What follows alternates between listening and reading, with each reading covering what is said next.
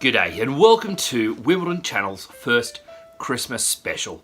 I thought today we'd start off with something pretty simple. The top 5 things that are different for an Aussie than for pretty much most of the Northern Hemisphere when it comes to Christmas time. Let's start with number 5 and work our way up to number 1. Number 5, Yuletide.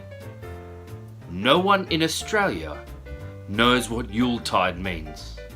If you ask anyone in Australia, hey, what does Yuletide mean? They will look at you and say, yeah, I don't know. That's number 5. Number 4, Sled Rides. We can all imagine, we all hear the stories about white sled rides with horses pulling, etc., bells going.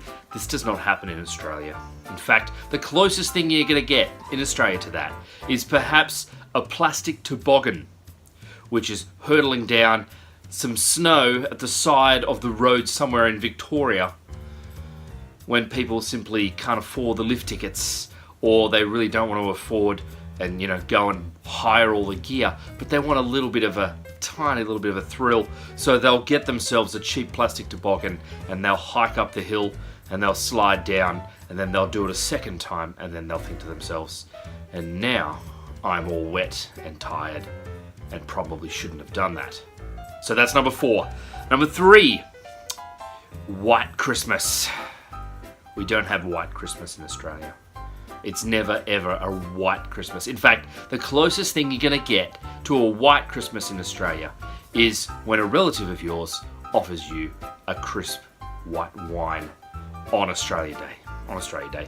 In Australia, on Christmas Day. Probably they're going to offer it to you in a plastic cup, not in a glass. Probably one of those fancy kind of champagne looking glasses that you get at Woolies for, 25 in a pack, etc. And it's going to be good kind of clean skin material for the relos as well. That's the closest you're going to get in Australia to a white Christmas. Next, these puppies.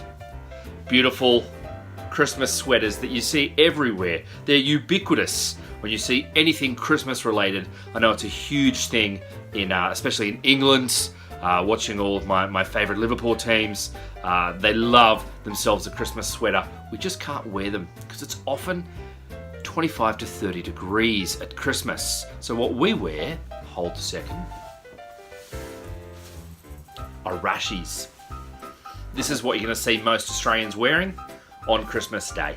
See, what this does is it protects us from the sun, SPF 50 plus, because Australians don't particularly like getting sunburn, as crazy as that sounds. So we slip, slop, slap and chuck one of these puppies on as well to fight off skin cancer in all manners and facets possible.